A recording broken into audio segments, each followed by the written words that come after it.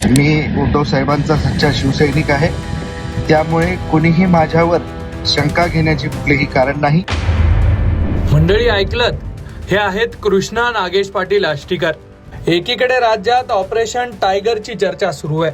खासदार संजय देशमुख, संजय दिना पाटील, ओमराजे निंबाळकर, भाऊसाहेब वाकचौरे, संजय जाधव आणि नागेश पाटील आष्टीकर ही नावं आहेत ठाकरेंची साथ सोडून शिंदेकडे निघालेल्या खासदारांची. अर्थातच ऑपरेशन टायगरच्या माध्यमातून या सगळ्या खासदारांना फोडण्याचं काम शिंदेच्या शिवसेनेकडून केलं जात असल्याची माहिती आहे.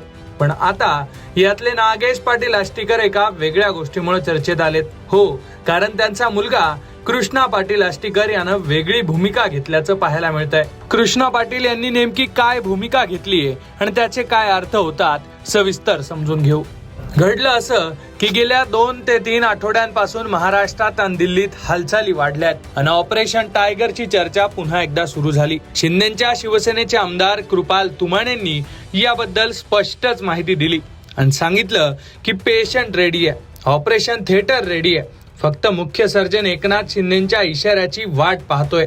दुसरीकडे नांदेड पुण्यातून 2 विमानं उडालेत आणि त्यातून काही खासदार दिल्लीत गेल्याची सुद्धा माहिती समोर आली. विशेष म्हणजे उद्धव ठाकरेंनी 14 जूनला मातोश्रीवर घेतलेल्या बैठकीला हजर नसलेले सगळेच खासदार दिल्लीकडे गेल्याची माहिती आहे. त्याचबरोबर बैठकीला हजर असलेले संजय दिना पाटीलही शिंदेकडे जाणार असल्याची चर्चा आहे. खासदार नागेश पाटील आष्टीकर यांच्या लेखानं आपण ठाकरेंची साथ सोडणार नसल्याचं म्हटलंय.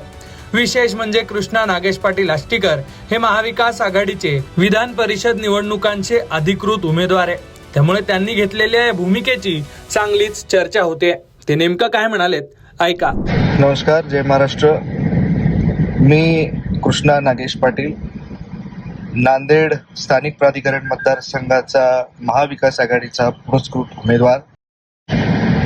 आज तातडीने आपल्या समोर यायचं कारण असं की उद्याला मतदान आहे. आज माझे सर्व संपर्क करणे किंवा माझ्या सर्व मतदारांना बोलणे दूरध्वनीवरून हे सर्व चालू आहे. या घाई गडबडीमध्ये 1-2 दिवसापासून कुठली तरी बातमी येते आणि माझ्यावर शंका केली जाते. कुठंतरी मनाला लागून गेलं आणि मला वाटलं व्हिडिओ करावा आणि त्यासाठीचा हा खटाटोप आहे.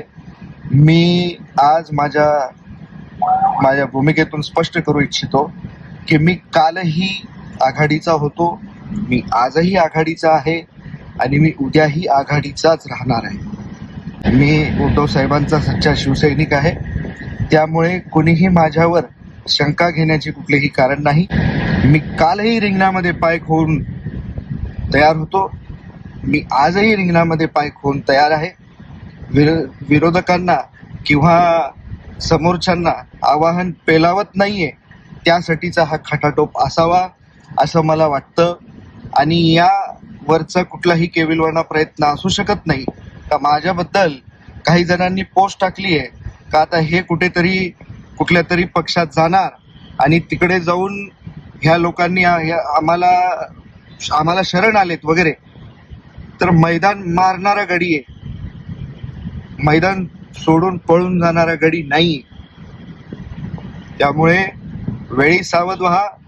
अशा भूलथापांना मी कधी बळी पडत नाही आणि मी आपल्या सगळ्यांना स्पष्ट सांगू इच्छितो की मी कृष्णा नागेश पाटील हा आघाडीसोबत भक्कमपणे, प्रामाणिकपणे, नियतपणे आहे, राहणार आहे.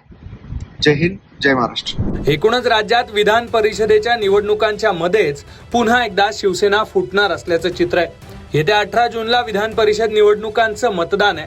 22 तारखेला निकाल लागणार आहे. त्यामुळे कृष्णा पाटील आष्टीकरांची ही निष्ठा या निवडणुकीनंतरही अशीच राहणार का असाही सवाल उपस्थित होतोय. एकूणच आमदार, खासदार आणि नेत्यांनी असं फुटणं, ठाकरेंची साथ सोडणं, वेगळी भूमिका घेणं याबद्दल तुम्हाला नेमकं काय वाटतंय ते कमेंट बॉक्समध्ये नक्की लिहा आणि अशाच राजकीय घडामोडींसाठी लोकमत पाहत रहा.